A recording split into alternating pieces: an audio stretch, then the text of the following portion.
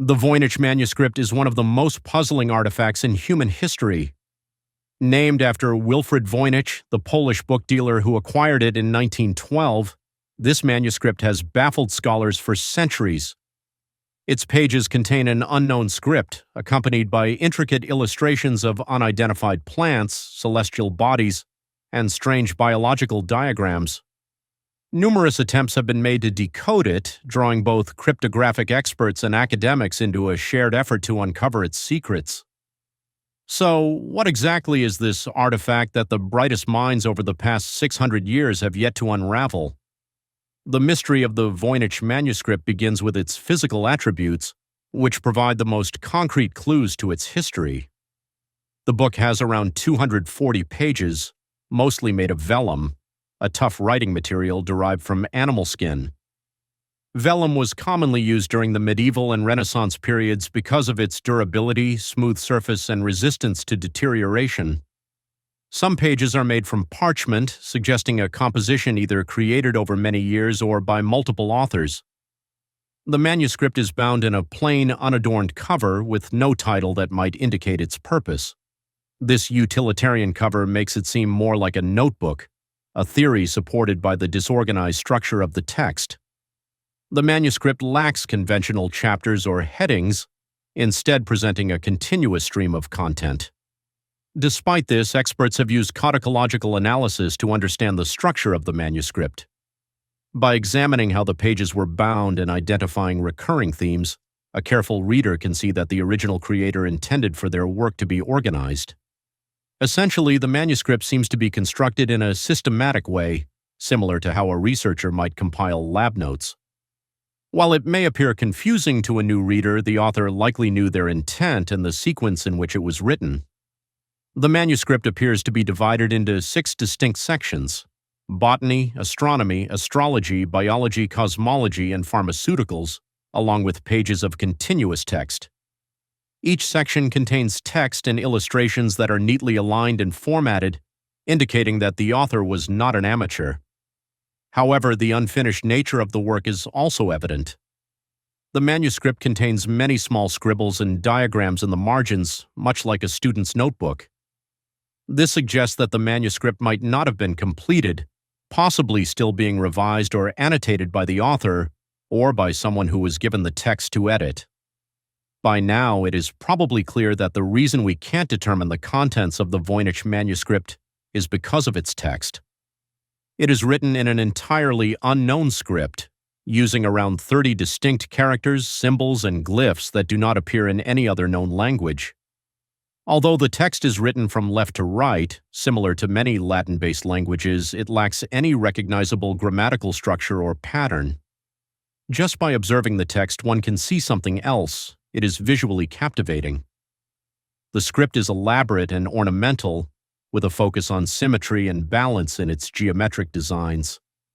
This is quite different from typical academic notes, which are often messy or written in shorthand, and I can relate because, as an engineer, my handwriting is terrible.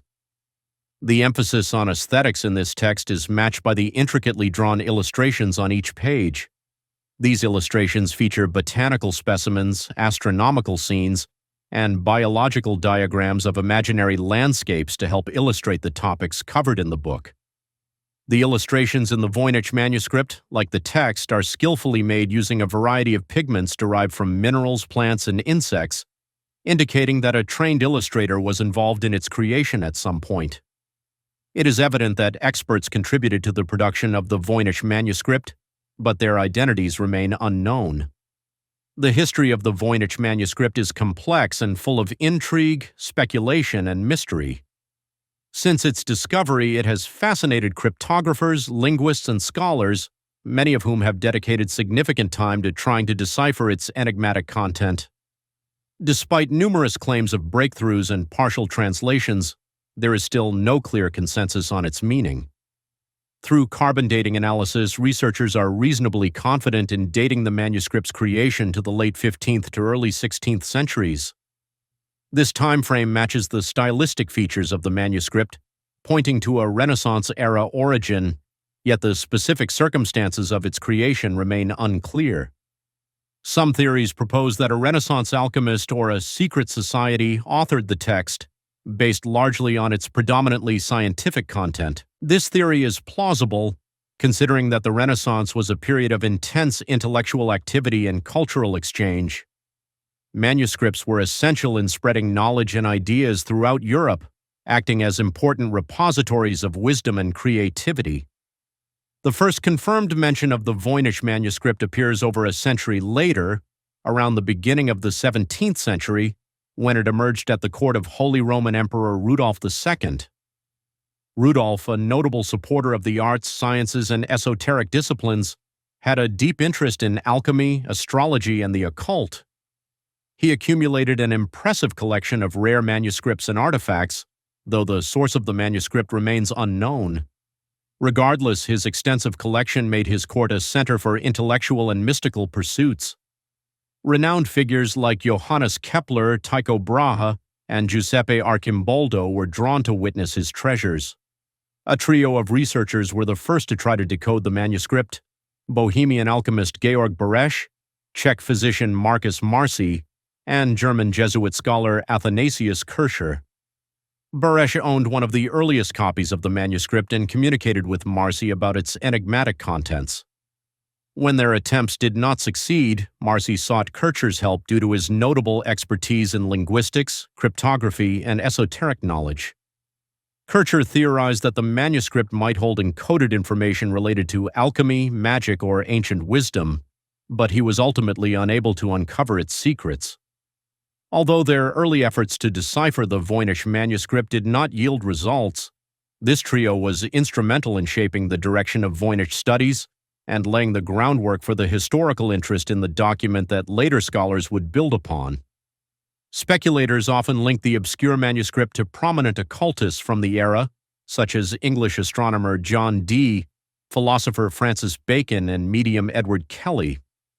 These claims lack solid evidence and are largely fueled by the prior activities of these individuals in other areas. Dee had a particular interest in cryptography, and his techniques for decoding texts likely had an indirect impact on early efforts to interpret the manuscript. Following Rudolf II's death in 1612, the Voynich manuscript vanished from historical records for almost 300 years. The details of its location during this time remain unclear, leading to speculation about its journey and ownership. Some theories suggest it stayed within Rudolf II's court and among his successors, while others indicate that it may have been in the possession of various collectors and scholars kept away from public view. In 1912, the Voynich manuscript came to light in the collection of its namesake, Polish book dealer Wilfrid Voynich. In his early years, Voynich was a political dissident who traveled across Europe, gathering knowledge and texts along the way. He is thought to have learned around 18 languages to a reasonable degree before settling in London, where he adopted a new identity and began a relatively stable career as a rare bookseller. During a procurement trip, Voynich encountered the unusual manuscript at a Jesuit college in Frascati, Italy. Recognizing its potential, he purchased it, reintroducing it to the academic community. Initially, the manuscript's significance was unclear, and potential buyers showed little interest. Voynich understood that he needed to decipher the text to demonstrate its worth. What started as a simple motivation quickly evolved into an obsession. He sought the help of scholars, linguists, and cryptographers to decode the encrypted text and uncover its mysteries. As his efforts gained attention, the manuscript became closely associated with Voynich himself. During this period, new techniques in cryptography were emerging, and scientific methods for tracing the origins of artifacts were becoming more advanced. American philosopher William Romaine Newbold was among the early pioneers studying the Voynich manuscript. He employed a combination of microscopic analysis and intricate symbolic interpretation to make the first modern attempt at deciphering the text. Newbold suggested that the manuscript was composed in a highly abbreviated version of medieval Latin and contained coded information related to astronomical and cosmological theories. His interpretation sparked considerable interest and debate, but later evaluations revealed shortcomings in his methods and conclusions. Despite his dedication, Voynich was unable to uncover the manuscript's secrets during his lifetime. However, his persistent advocacy helped ensure its preservation and ongoing examination long after he passed away. In 1930, his widow, Ethel Voynich, inherited the manuscript and discovered that it had captivated rare book enthusiasts worldwide, despite remaining unsolved. Austrian book dealer Hans-Peter Krauss acquired the manuscript from the Voynich estate and attempted to decipher it as well, but his efforts were ultimately unsuccessful. Krauss eventually donated the Voynich manuscript to the Beinecke Rare Book and Manuscript Library at Yale, believing that the library's advanced facilities and knowledgeable staff would create the perfect setting for preserving, studying, and showcasing this enigmatic text. As codebreakers gained prominence during World War II, interest in ciphers grew within the scientific community. British codebreaker John Tillman utilized cryptanalytic methods on the manuscript's text and identified many recurring linguistic features of the script, which subsequent scholars built upon. By the late 20th century, rapid technological advancements enabled German computer scientist Manfred Michel to adopt a statistical approach to deciphering the text.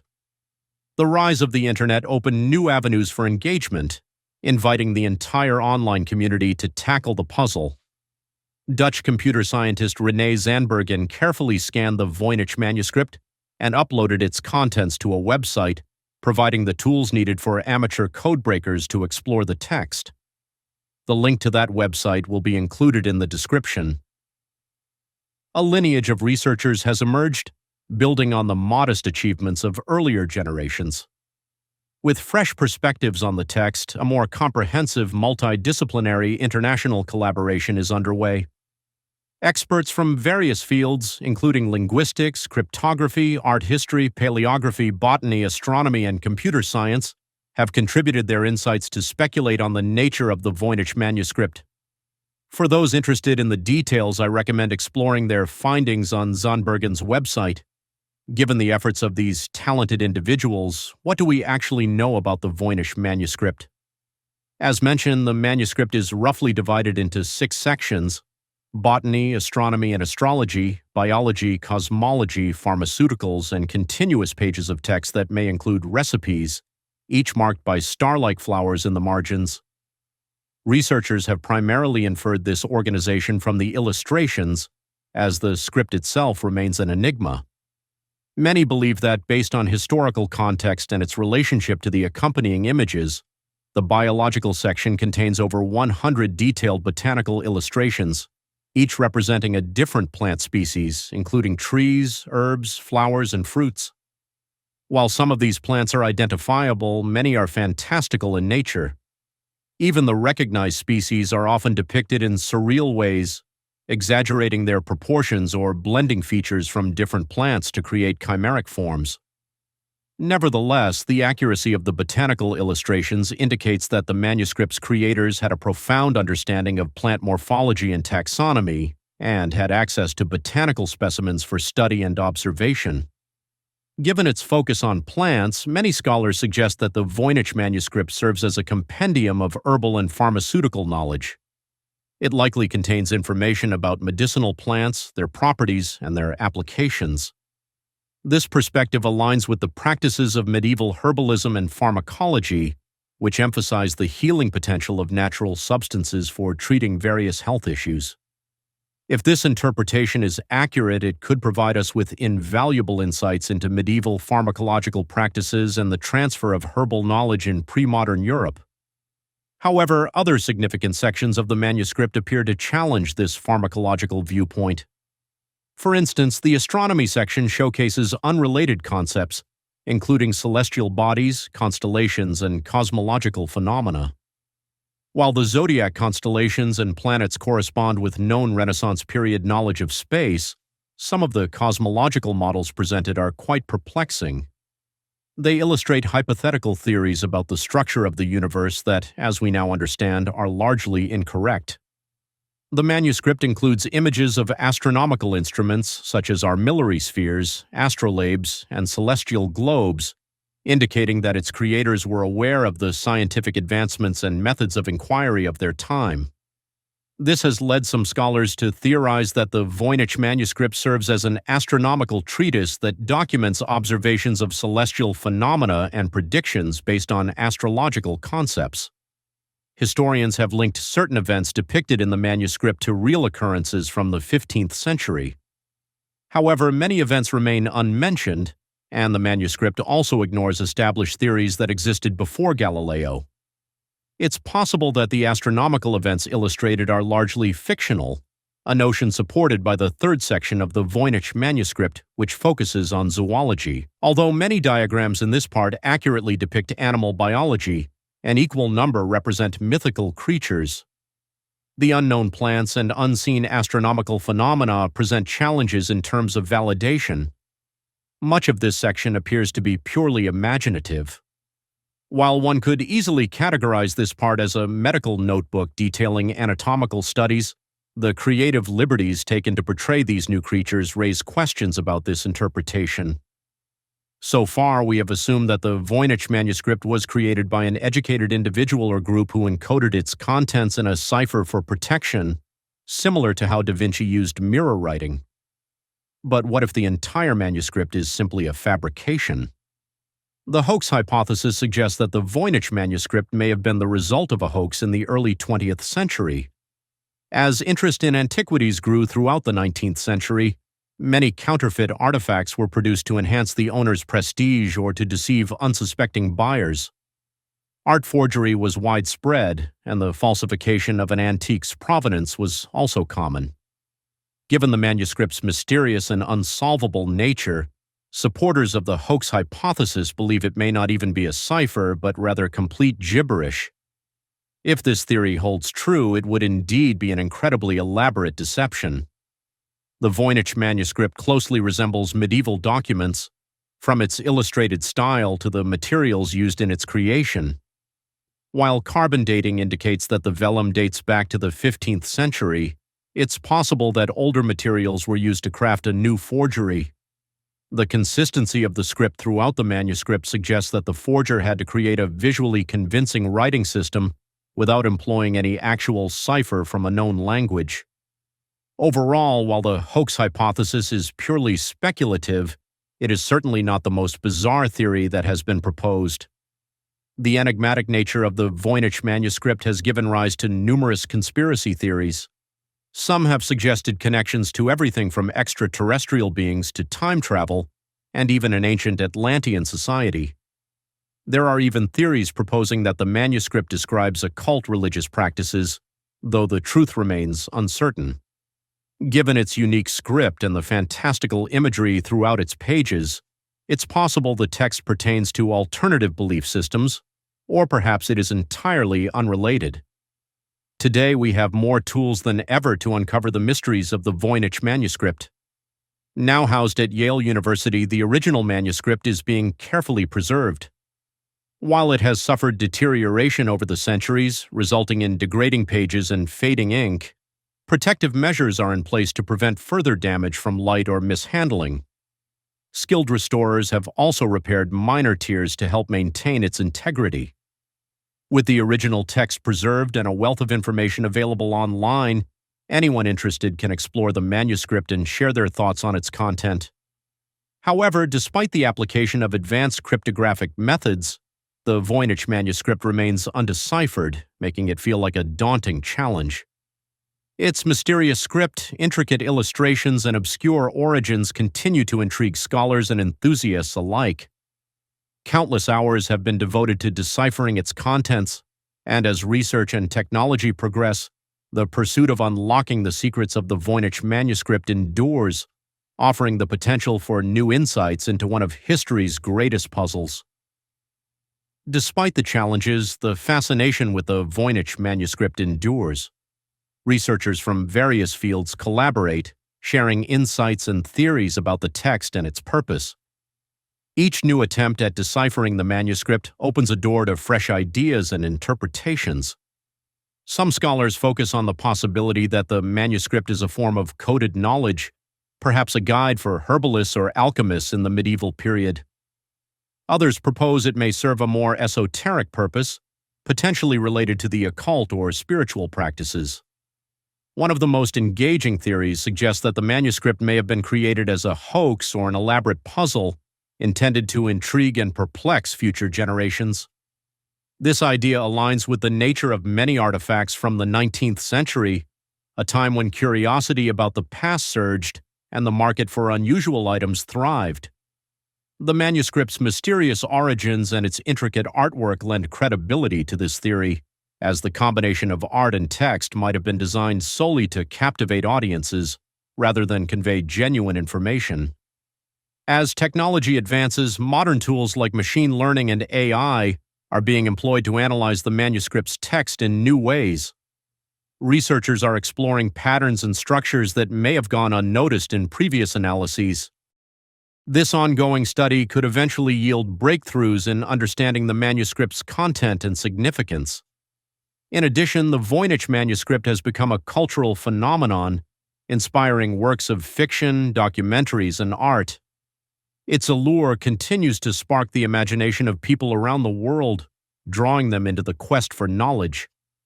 Whether seen as a genuine artifact of historical significance or an elaborate hoax, the Voynich manuscript remains one of history's most captivating mysteries, inviting endless speculation and inquiry into its true meaning. So, thank you for watching this video.